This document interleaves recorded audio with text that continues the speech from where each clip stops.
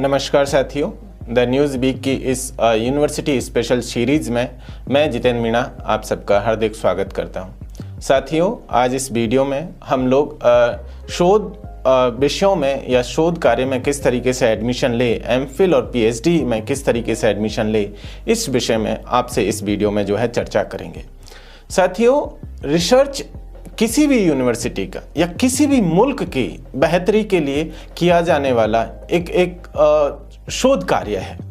ये कार्य जब हम लोग यूनिवर्सिटीज़ में जब करते हैं तो दो स्पेशल प्रोग्राम्स में इसको किया जाता है, अक्सर एक एमफिल के जरिए और दूसरा पीएचडी के जरिए। एमफिल जिसे लघु शोध प्रबंध कहा जाता है और पीएचडी जिसे हम लोग दीर्घ शोध प्रबंध के रूप में हम सब लोग जानते हैं या मास्टर ऑफ फिलोसफी के रूप में हम सब लोग जानते हैं। जब हम लोग इस पूरे के पूरे शोध कार्य को कर रहे होते हैं तो एक चीज़ हमारे दिमाग में, एक जहन में ये बात होती है कि हम ऐसी कौन सी समाज की या स्टेट की ऐसी प्रॉब्लम्स हैं जिनको कि हम अपने शोध कार्य में एड्रेस कर सकें, उनके जवाब खोज सकें और उनमें हम लोग आगे क्या बेहतर कर सकते हैं, इसकी संभावनाएं हम इस शोध कार्य के दौरान हम लोग खोजते हैं। आज के इस वीडियो में इन्हीं सब चीज़ों को लेकर के कि इस पूरी एडमिशन की प्रक्रिया क्या, कैसे हम अपना शोध कार्य कंप्लीट करते हैं और क्या क्या उसके बाकी के प्रोसीजर्स हैं, उन सब के बारे में बातचीत करेंगे।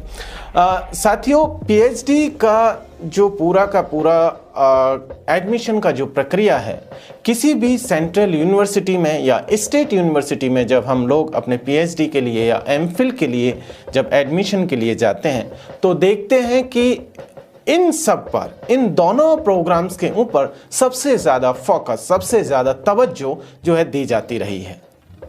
हालांकि इनमें सीटों की संख्या बहुत कम होने के बावजूद भी हम लोग देखते हैं कि उन कम नंबर्स में भी एक बेहतर शोध आप निकालने की कोशिश करते हैं, एक बेहतर थीसिस आप निकालने की कोशिश करते हैं। ये जो पूरा का पूरा शोध प्रबंध है, ये किसी भी जो ज्ञान का उत्पादन में एक अहम भूमिका निभाता है। इसके जरिए हम बहुत सारी प्रॉब्लम्स को एड्रेस करने की कोशिश करते हैं और इसके लिए हम देखते हैं, कोशिश करते हैं कि इस देश के या देश के बाहर के बेहतरीन विश्वविद्यालयों में हम अपना एडमिशन के जरिए अपना शोध कंप्लीट करने की कोशिश करते हैं। दूसरी चीज़, जब हम लोग किसी संस्थान से जो सेंट्रल गवर्नमेंट से फंडेड संस्थान हो या राज्य सरकारों से जो फंड प्राप्त जो संस्थान है, उनसे जब हम लोग अपनी पीएचडी या एमफिल की डिग्री जब हासिल करने के लिए जाते हैं, उसके बजाय हम कोशिश करते हैं कि सेंट्रल यूनिवर्सिटी से हम अपना शोध का जो कार्य है वो पूरा करने की कोशिश करें।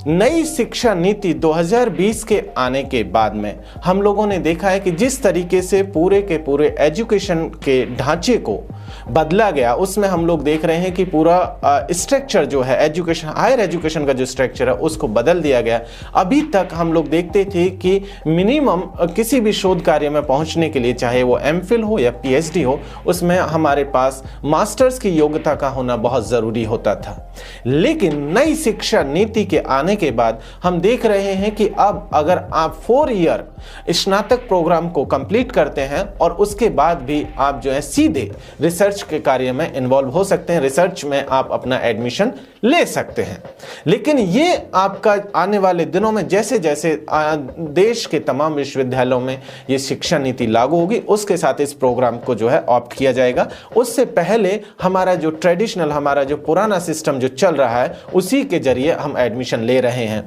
हालांकि इसमें एक चीज को समझ लेना बहुत जरूरी है कि नई शिक्षा नीति के जरिए अभी तक केवल उन्हीं विश्वविद्यालयों में इसे लागू किया जा रहा है जिन इंस्टीट्यूट्स के पास या जिन विश्वविद्यालयों के पास इंस्टीट्यूट ऑफ एमिनेंस का दर्जा प्राप्त है या जिन्हें नैक की ए ग्रेड मिली हुई है, उन्हीं संस्थानों को, उन्हीं विश्वविद्यालयों को शोध कार्य कराने की जिम्मेदारी अभी तक नई शिक्षा नीति के माध्यम से दी जा रही है। दूसरी चीज, जो हमारे पुराना स्ट्रक्चर उसमें जैसे अभी तक चला आ रहा था उस तरीके से हम लोग शोध को जारी रख रहे हैं। शोध के लिए जो हमारा मिनिमम क्वालिफिकेशन है, उसमें किसी भी विषय से मास्टर्स का होना ज़रूरी है। उसके साथ साथ हम लोग देखते हैं कि कुछ विषय ऐसे हैं, खास करके साइंस के डिसिप्लिन्स ऐसे हैं जहां पर आपके पास अगर मास्टर्स के साथ साथ किसी लैब का कोई एक्सपीरियंस है तो उसको भी तवज्जो दी जाती है। जब हम इसके एडमिशन की प्रक्रिया में जाते हैं तो देखते हैं कि आपका तमाम यूनिवर्सिटीज में शोध कार्य में एडमिशन के लिए एक एंट्रेंस एग्जाम आपसे लिया जाता है। उस एंट्रेंस एग्जाम को क्वालिफाई करने के बाद आपसे साक्षात्कार की प्रक्रिया जो है अपनाई जाती है। उसमें उम्मीद की जाती है कि आप उसमें क्वालिफाई करें और देन आपके एडमिशन का जो है प्रोसेस जो है कंप्लीट हो। लेकिन इसके साथ साथ एक दूसरा तरीका भी है जिसके जरिए आप शोध कार्य में जो है पहुंच सकते हैं, और वो दूसरा तरीका है यूजीसी के द्वारा कंडक्ट किया जाने वाला नेशनल एलिजिबिलिटी टेस्ट, जिसे हम सामान्य भाषा में नेट कहते हैं। नेट के जरिए भी आप जो है सीधे साक्षात्कार की प्रक्रिया में पहुंच सकते हैं, या आपने अगर आपका नेट के साथ साथ जेआरएफ का सर्टिफिकेट भी है, आपने जेआरएफ भी क्वालिफाई किया हुआ है, तो सीधे आप साक्षात्कार की प्रक्रिया में पहुंच सकते हैं। कुछ यूनिवर्सिटियां इसको लेकर के बहुत संजीदा है और वो इस तरीके की छूट जो है आपको प्रोवाइड करती है। साक्षात्कार के दरमियान आपको देखना होगा कि सबसे पहले आपसे जो वहां साक्षात्कार में जो चीज की उम्मीद की जाती है वो है कि आप किस विषय पर आप अपना शोध कार्य करना चाहते हैं, और उसके लिए आपसे वो एक सिनॉप्सिस की रिक्वायरमेंट, एक सिनॉप्सिस की जो है मांग करते हैं। और जिस विषय पर भी आप अपना काम करना चाहते हैं, आप अपनी सिनॉप्सिस उस पर जो है लेकर के जाएं, और उसी सिनॉप्सिस से आपसे तमाम तरीके के सवालात पूछे जाएंगे। तो ये आपका एडमिशन की प्रक्रिया के दौरान अपनाई जाने वाली पूरी की पूरी जो है प्रणाली है। देन हम लोग देखते हैं कि साक्षात्कार की प्रक्रिया के बाद टॉपिक के आपके फाइनलाइज हो जाने के बाद आपका एक चयन सूची, जो फाइनल सिलेक्शन लिस्ट है, वो निकाली जाती है, और उसके बाद आपका एडमिशन जो है की प्रक्रिया कंप्लीट होती है, और फिर आप अपना शोध कार्य जो है आरंभ कर देते हैं। अब इसका एक दूसरा पहलू जिसको कि जानना बहुत जरूरी है कि आखिर इसमें सीटों का नंबर तमाम विश्वविद्यालयों में कितना है। तो एक चीज आपको बता दी जाए, सीटों का नंबर फिक्स नहीं होता है। इसमें आपका मिनिमम 5 सीट से लेकर के मैक्सिमम 50 सीट तक या 60 सीट तक किसी भी विश्वविद्यालय के किसी एक विभाग में जाया जा सकता है, लेकिन ये फिक्स नहीं है। हर सेमेस्टर जब भी हमारा सेशन की शुरुआत होती है उस समय पर ये सीटों का नंबर ऊपर नीचे होता रहता है, तो इसलिए इसको लेकर के ज्यादा जो है कंफ्यूज होने की जरूरत नहीं है। लेकिन एक चीज हमें और भी ध्यान रखने की जरूरत है कि कई विश्वविद्यालय ऐसे हैं जहां साल में या एकेडमिक कैलेंडर में 2 बार ये प्रक्रिया अपनाई जाती रही है, एक बार जुलाई के दरमियान, एक बार जनवरी फरवरी के दौरान। इसके बाद हम लोग देखते हैं कि जब आपका एडमिशन की प्रक्रिया कंप्लीट हो जाती है, पूरा ये सब होने के बाद आपसे एक कोर्स वर्क जो है अनिवार्य किया जाता है, जो कि मिनिमम 6 मंथ का और मैक्सिमम 1 साल का जो है उस कोर्स वर्क को कराया जाता है। तो उसमें आप पास होने के बाद आप अपना शोध कार्य जो है शुरू कर देते हैं। दूसरी चीज जब हम लोग देखते हैं तो उसमें पता चलेगा कि कौन कौन से विश्वविद्यालय जहां पर आप ये काम कर सकते हैं। अगर आप सोशल साइंस डिसिप्लिन से हैं, ह्यूमैनिटीज डिसिप्लिन से हैं, तो आप जानते हैं कि दिल्ली में आपके लिए 3 से 4 संस्थान जो है प्रमुख हैं, जिनमें दिल्ली विश्वविद्यालय, जवाहरलाल नेहरू विश्वविद्यालय, जामिया मिलिया इस्लामिया और उसके साथ साथ अंबेडकर विश्वविद्यालय ऐसे हैं जहां पर आप सोशल साइंस में अपनी डिग्री ले सकते हैं। इसके साथ साथ दिल्ली के बाहर आप जाएंगे तो Aligarh Muslim University, Hyderabad Central university, और इसके साथ साथ और इलाहाबाद यूनिवर्सिटी से लेकर के बनारस हिंदू यूनिवर्सिटी तक, ये वो टॉप संस्थान है जहां पर कि आपको शोध कार्य कराया जाता है। जहां तक साइंस डिसिप्लिन की बात है, साइंस डिसिप्लिन के लिए अलग अलग डिसिप्लिन स्पेसिफिक इंस्टीट्यूट्स हैं जहां से जाकर के आप अपनी ये डिग्रियां ले सकते हैं, आप अपना रिसर्च कार्य जो है कंप्लीट कर सकते हैं। उन तमाम विश्वविद्यालयों की जहां से पीएचडी की डिग्रियां कराई जाती है, एमफिल की डिग्रियां कराई जाती हैं, एमटेक की डिग्रियां जो है दी जाती हैं, वो सब की सूची हमारे वीडियो के डिस्क्रिप्शन लिस्ट में आपके सामने मौजूद है। इसके साथ साथ जब हम लोग देखते हैं कि ये प्रोग्राम पूरा जो शोध का जो वर्क है ये कितने साल का है, तो हम देखते हैं कि एमफिल का जो शोध हमारे पुराने एजुकेशन स्ट्रक्चर में देखेंगे तो मिनिमम 1.5 साल से लेकर के मैक्सिमम 2 साल का होता है, जिसे हम लघु शोध प्रबंध के नाम से जानते हैं। वहीं पीएचडी का जो ड्यूरेशन है, उसकी जो समय अवधि है वो 3 साल से लेकर के 5 साल का होता है। लेकिन अब 5 साल से ऊपर भी अगर किसी कारणों से आप अपना सबमिशन नहीं कर पाते हैं तो 6 मंथ के 3 एक्सटेंशन आपको दिए जाते हैं, और इस तरीके से रेगुलर मोड में आप पीएचडी को मैक्सिमम 6.5 साल तक लेकर के जा सकते हैं। कई विश्वविद्यालयों में ऐसी सुविधाएं भी हैं, अगर आप रेगुलर मोड में अपनी पीएचडी फिनिश नहीं कर पाते हैं तो वहां आपको ऑप्शन दिया जाता है कि आप अपने आप को डी रजिस्टर कराएं और डी रजिस्ट्रेशन के बाद एक मैक्सिमम टाइम लिमिट के दौरान, जैसे कि कई विश्वविद्यालय 10 साल तक की अवधि का आपको समय देते हैं कि आप इस 10 साल के भीतर आकर के कभी भी वापस आकर के आप अपने आप को इनरोल करा सकते हैं और आपको बाकी की जो पहले का प्रोसीजर था उसको एग्जेम्प्ट कर दिया जाएगा और सीधे आकर के फिर से आप अपनी थीसिस जो है जमा कर सकते हैं। जहां तक एमफिल का मसला है, पुराने स्ट्रक्चर में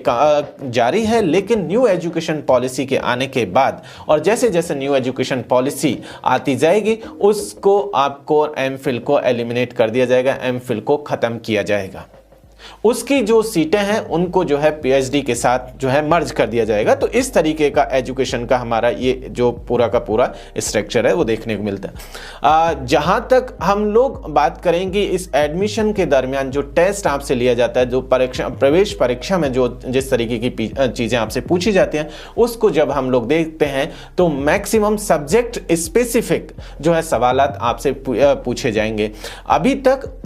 तमाम विश्वविद्यालय अपने स्तर पर ये काम कराते थे, लेकिन नई एजुकेशन पॉलिसी के आने के बाद ये घोषणा की जा रही है कि तमाम विश्वविद्यालयों के अंतर्गत रिसर्च के भी जो एडमिशंस होंगे वो कॉमन टेस्ट के जरिए कराए जाएंगे। तो इसलिए आपको बहुत ज्यादा परेशान होने की और उसकी जरूरत नहीं है। तो ये एक चीज हम लोगों को देखने को मिलेगी। दूसरा, इसका जो पूरा का पूरा पैटर्न होगा सवालात का, उसमें हम लोग देखेंगे कि multiple choice questions entrance exams के जरिए आपसे पूछा जाएगा। लेकिन जिन लोगों के पास बाकी नेट और जेआरएफ का सर्टिफिकेट हो वो सब इस पूरे प्रक्रिया से एग्जेम्प्टेड होंगे। जहां तक हम लोग बात करें एडमिशन के समय जिन दस्तावेजों की ज़रूरत होती है उसकी बात करेंगे तो हमें हमारा जो पिछली जो हमारी डिग्रियां हैं, जितनी भी मार्कशीट हैं, हमारा 10th का मार्कशीट, 12th का मार्कशीट, ग्रेजुएशन और मास्टर की डिग्रियां, उनके साथ साथ उनकी जो सर्टिफिकेट्स हैं उन सब की दरकार होती है। अगर आप किसी डिप्राइव्ड सेक्शन से आते हैं तो आपका कास्ट सर्टिफिकेट, या आप अगर इकोनॉमिकली वीकर सेक्शन से हैं तो आपके इकोनॉमिकली वीकर सेक्शन का जो सर्टिफिकेट है उसकी आपको जरूरत होगी। पीडब्ल्यूडी कैटेगरी से अगर आप हैं तो उसके सर्टिफिकेट की आपको जरूरत होगी। साथ ही साथ आपका लास्ट इंस्टीट्यूट से जो ट्रांसफर सर्टिफिकेट है या जो माइग्रेशन सर्टिफिकेट है उसकी भी जो है आपसे पूछा जाएगा। तो इस तरीके की चीजें, साथ ही साथ हमको जो एंटी रैगिंग का जो सर्टिफिकेट है वो भी आपको इस तरीके से देना होगा। अगर हम फीस के स्ट्रक्चर की बात करें तो तमाम विश्वविद्यालयों के भीतर फीस का जो स्ट्रक्चर है वो अलग अलग है।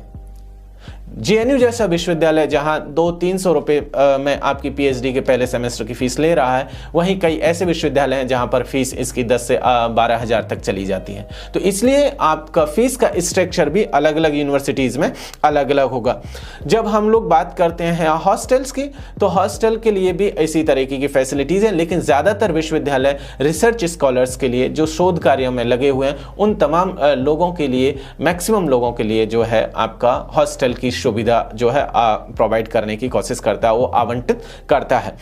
देन हम लोग जब देखते हैं कि इसके साथ साथ जिन लोगों के पास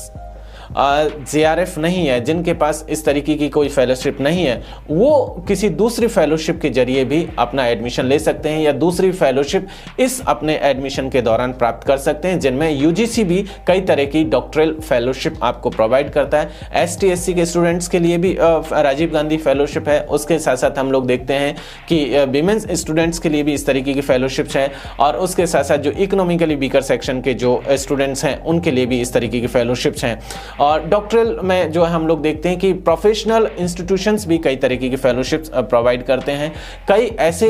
इंस्टीट्यूट्स हैं जो एक खास तरीके की डिसिप्लिन स्पेसिफिक जो है आपकी फेलोशिप जो है प्रोवाइड करते हैं। तो ये मोटा मोटी एक चीज देखने को मिले। जहां तक हम लोग देखते हैं कि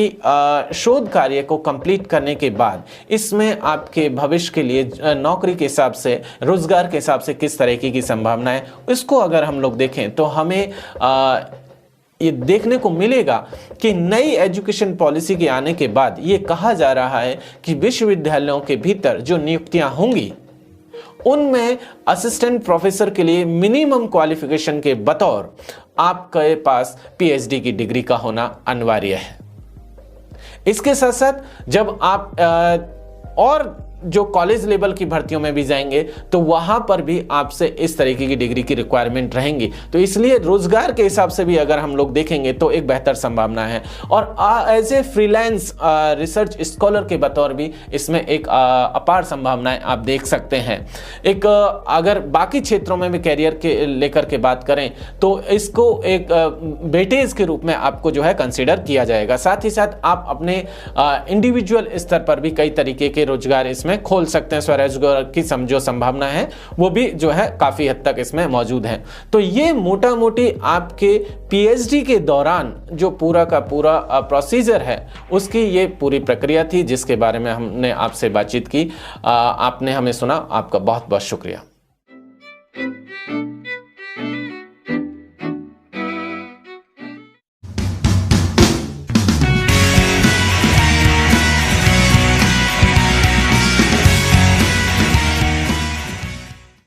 नमस्कार साथियों, द न्यूज़ वीक की इस यूनिवर्सिटी स्पेशल सीरीज में मैं जितेंद्र मीणा आप सबका हार्दिक स्वागत करता हूं। साथियों, आज इस वीडियो में हम लोग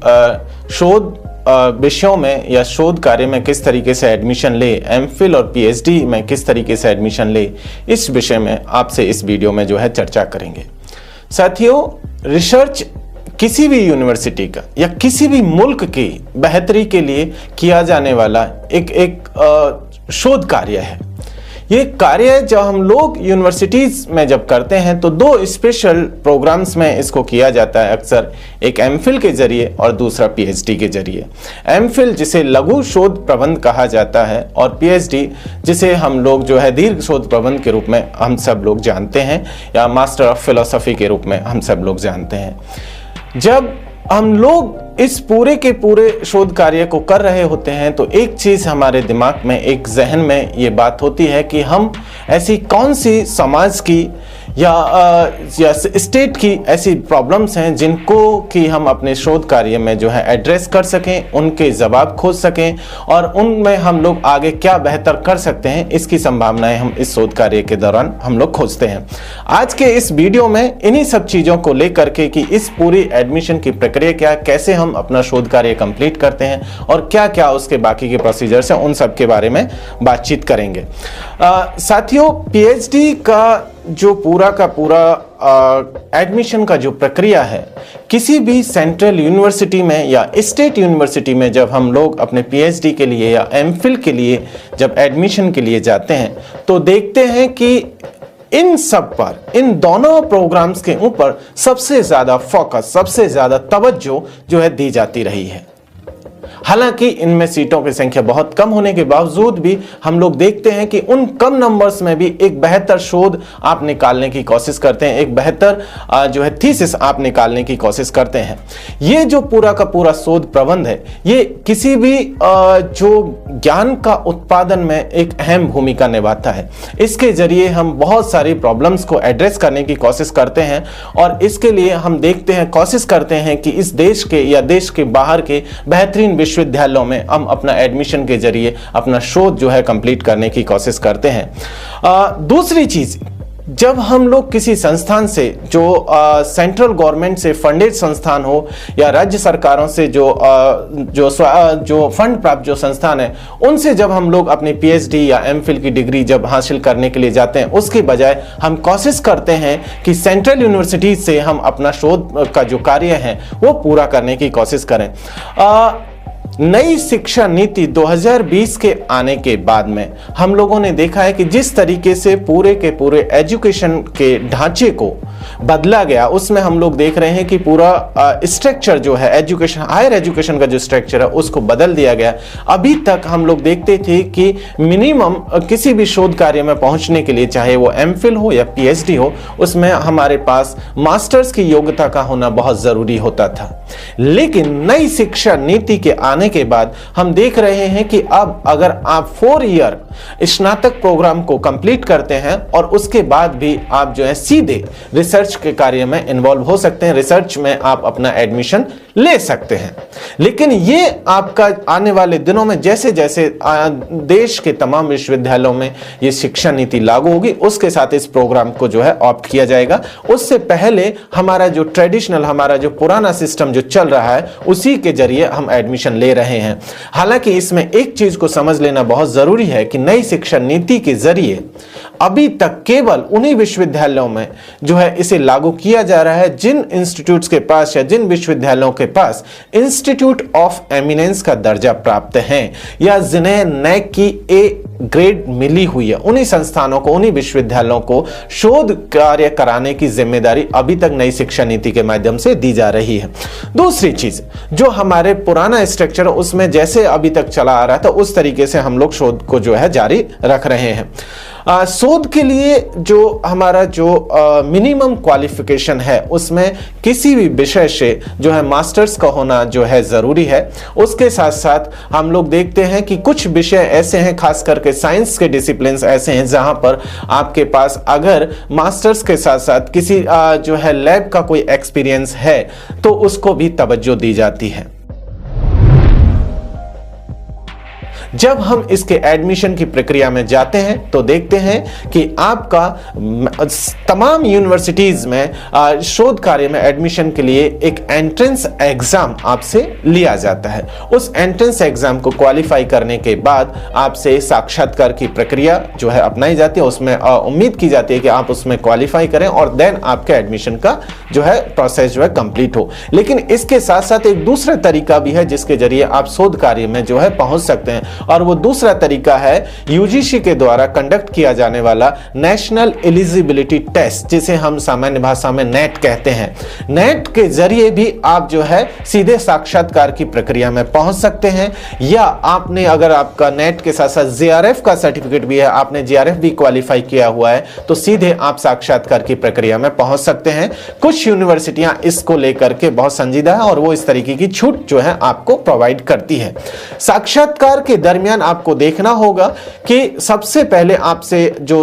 वहां साक्षात्कार में जो चीज की उम्मीद की जाती है वो है कि आप किस विषय पर आप अपना शोध कार्य करना चाहते हैं, और उसके लिए आपसे वो एक सिनॉप्सिस की रिक्वायरमेंट, एक सिनॉप्सिस की जो है मांग करते हैं। और जिस विषय पर भी आप अपना काम करना चाहते हैं आप अपनी सिनॉप्सिस उस पर जो है लेकर के जाएं, और उसी सिनॉप्सिस से आपसे तमाम तरीके के सवालात पूछे जाएंगे। तो ये आपका एडमिशन की प्रक्रिया के दौरान अपनाई जाने वाली पूरी की पूरी जो है प्रणाली है। देन हम लोग देखते हैं कि साक्षात्कार की प्रक्रिया के बाद टॉपिक के आपके फाइनलाइज हो जाने के बाद आपका एक चयन सूची, जो फाइनल सिलेक्शन लिस्ट है, वो निकाली जाती है, और उसके बाद आपका एडमिशन जो है की प्रक्रिया कंप्लीट होती है, और फिर आप अपना शोध कार्य जो है आरंभ कर देते हैं। अब इसका एक दूसरा पहलू जिसको कि जानना बहुत जरूरी है कि आखिर इसमें सीटों का नंबर तमाम विश्वविद्यालयों में कितना है। तो एक चीज आपको बता देते हैं, सीटों का नंबर फिक्स नहीं होता है। इसमें आपका मिनिमम 5 सीट से लेकर के मैक्सिमम 50 सीट तक या 60 सीट तक किसी भी विश्वविद्यालय के किसी एक विभाग में जाया जा सकता है, लेकिन ये फिक्स नहीं है। हर सेमेस्टर जब भी हमारा सेशन की शुरुआत होती है उस समय पर ये सीटों का नंबर ऊपर नीचे होता रहता है, तो इसलिए इसको लेकर के ज्यादा जो है कंफ्यूज होने की जरूरत नहीं है। लेकिन एक चीज हमें और भी ध्यान रखने की जरूरत है कि कई विश्वविद्यालय ऐसे हैं जहां साल में या एकेडमिक कैलेंडर में 2 बार यह प्रक्रिया अपनाई जाती रही है, एक बार जुलाई के दरमियान, एक बार जनवरी फरवरी के दौरान। इसके बाद हम लोग देखते हैं कि जब आपका एडमिशन की प्रक्रिया कंप्लीट हो जाती है, पूरा ये सब होने के बाद आपसे एक कोर्स वर्क जो है अनिवार्य किया जाता है, जो कि मिनिमम 6 मंथ का और मैक्सिमम 1 साल का जो है उस कोर्स वर्क को कराया जाता है। और उसमें आप पास होने के बाद आप अपना शोध कार्य जो है शुरू कर देते हैं। दूसरी चीज जब हम लोग देखते हैं तो उसमें पता चलेगा कि कौन कौन से विश्वविद्यालय जहां पर आप ये काम कर सकते हैं। अगर आप सोशल साइंस डिसिप्लिन से हैं, ह्यूमैनिटीज डिसिप्लिन से हैं, तो आप जानते हैं कि दिल्ली में आपके लिए 3 से 4 संस्थान जो है प्रमुख हैं, जिनमें दिल्ली विश्वविद्यालय, जवाहरलाल नेहरू विश्वविद्यालय, जामिया मिलिया इस्लामिया और उसके साथ साथ अंबेडकर विश्वविद्यालय ऐसे हैं जहां पर आप सोशल साइंस में अपनी डिग्री ले सकते हैं। इसके साथ साथ दिल्ली के बाहर आप जाएंगे तो Aligarh Muslim University, Hyderabad Central University, University और इसके साथ साथ और इलाहाबाद यूनिवर्सिटी से लेकर के बनारस हिंदू यूनिवर्सिटी तक, ये वो टॉप संस्थान है जहां पर कि आपको शोध कार्य कराया जाता है। जहां तक साइंस डिसिप्लिन की बात है, साइंस डिसिप्लिन के लिए अलग अलग डिसिप्लिन स्पेसिफिक इंस्टीट्यूट्स हैं जहां से जाकर के आप अपनी ये डिग्रियां ले सकते हैं, आप अपना रिसर्च कार्य जो है कंप्लीट कर सकते हैं। उन तमाम विश्वविद्यालयों की जहां से पीएचडी की डिग्रियां कराई जाती है, एमफिल की डिग्रियां कराई जाती हैं, एमटेक की डिग्रियां जो है दी जाती हैं, वो सब की सूची हमारे वीडियो के डिस्क्रिप्शन लिस्ट में आपके सामने मौजूद है। इसके साथ साथ जब हम लोग देखते हैं कि ये प्रोग्राम पूरा जो शोध का जो वर्क है ये कितने साल का है, तो हम देखते हैं कि एमफिल का जो शोध हमारे पुराने एजुकेशन स्ट्रक्चर में देखेंगे तो मिनिमम 1.5 साल से लेकर के मैक्सिमम 2 साल का होता है, जैसे हम लघु शोध प्रबंध के नाम से जानते हैं। वहीं पीएचडी का जो ड्यूरेशन है, उसकी जो समय अवधि है वो 3 साल से लेकर के 5 साल का होता है। लेकिन आप 5 साल से ऊपर भी अगर किसी कारणों से आप अपना सबमिशन नहीं कर पाते हैं तो 6 मंथ के 3 एक्सटेंशन आपको दिए जाते हैं और इस तरीके से रेगुलर मोड में आप पीएचडी को मैक्सिमम 6.5 साल तक लेकर के जा सकते हैं। कई विश्वविद्यालयों में ऐसी सुविधाएं भी हैं, अगर आप रेगुलर मोड में अपनी पीएचडी फिनिश नहीं कर पाते हैं तो वहां आपको ऑप्शन दिया जाता है कि आप अपने आप को डी रजिस्टर कराएं और डी रजिस्ट्रेशन के बाद एक मैक्सिमम टाइम लिमिट के दौरान, जैसे कि कई विश्वविद्यालय 10 साल तक की अवधि का आपको समय देते हैं कि आप इस 10 साल के भीतर आकर के कभी भी वापस आकर के आप अपने आप को इनरोल करा सकते हैं और आपको बाकी की जो पहले का प्रोसीजर था उसको एग्जेम्प्ट कर दिया जाएगा और सीधे आकर के फिर से आप अपनी थीसिस जो है जमा कर सकते हैं। जहां तक एमफिल का मसला है, पुराने स्ट्रक्चर में जारी है, लेकिन न्यू एजुकेशन पॉलिसी के आने के बाद और जैसे जैसे न्यू एजुकेशन पॉलिसी आती जाएगी उसको आपको एमफिल को एलिमिनेट कर दिया जाएगा, एमफिल को खत्म किया जाएगा। उसकी जो सीटें हैं उनको जो है पीएचडी के साथ जो है मर्ज कर दिया जाएगा। तो इस तरीके का एजुकेशन का हमारा ये जो पूरा का पूरा स्ट्रक्चर है वो देखने को मिलता है। जहां तक हम लोग बात करेंगे इस एडमिशन के दरमियान जो टेस्ट आपसे लिया जाता है, जो प्रवेश परीक्षा में जो जिस तरीके की चीजें आपसे पूछी जाती हैं, उसको जब हम लोग देखते हैं तो मैक्सिमम सब्जेक्ट स्पेसिफिक जो है सवालात आपसे पूछे जाएंगे। अभी तक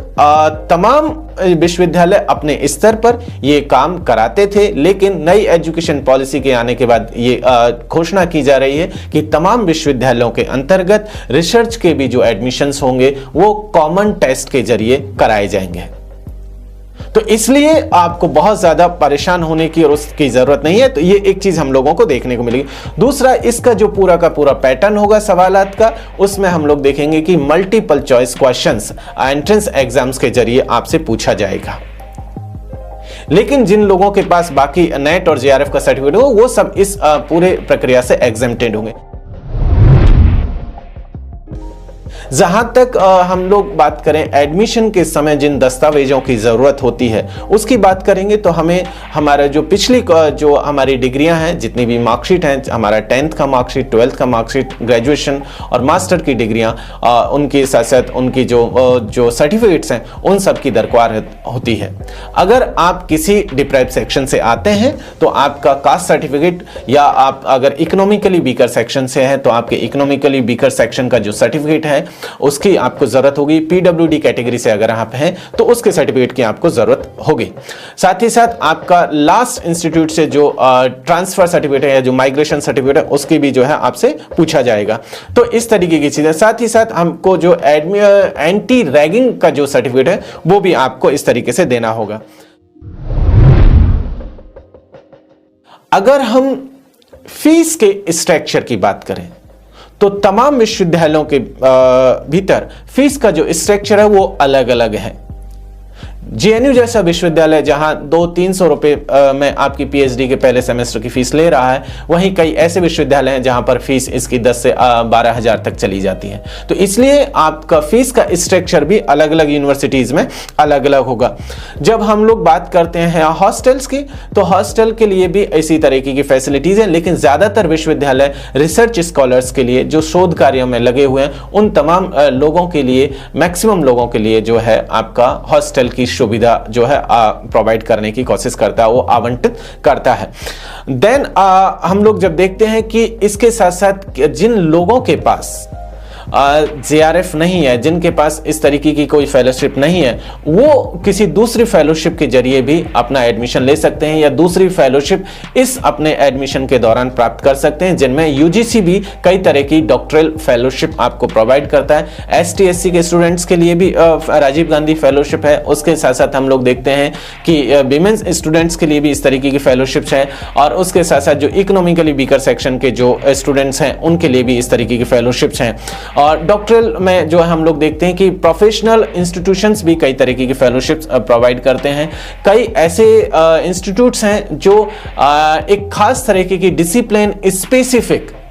जो है आपकी फेलोशिप जो है प्रोवाइड करते हैं। तो ये मोटा मोटी एक चीज देखने को मिले। जहां तक हम लोग देखते हैं कि शोध कार्य को कंप्लीट करने के बाद इसमें आपके भविष्य के लिए नौकरी के हिसाब से, रोजगार के हिसाब से किस तरीके की संभावना है, इसको अगर हम लोग देखें तो हमें ये देखने को मिलेगा कि नई एजुकेशन पॉलिसी के आने के बाद ये कहा जा रहा है कि विश्वविद्यालयों के भीतर जो नियुक्तियां होंगी उनमें असिस्टेंट प्रोफेसर के लिए मिनिमम क्वालिफिकेशन के बतौर आपके पास PhD की डिग्री का होना अनिवार्य है। इसके साथ साथ जब आप और जो कॉलेज लेवल की भर्तियों में भी जाएंगे तो वहां पर भी आपसे इस तरीके की डिग्री की रिक्वायरमेंट रहेंगी। तो इसलिए रोजगार के हिसाब से भी अगर हम लोग देखेंगे तो एक बेहतर संभावना है। और as a freelance research scholar के बतौर भी इसमें एक अपार संभावनाएं आप देख सकते हैं। एक अगर बाकी क्षेत्रों में भी कैरियर के लेकर के बात करें तो इसको एक वेटेज के रूप में आपको जो है कंसिडर किया जाएगा। साथ ही साथ आप अपने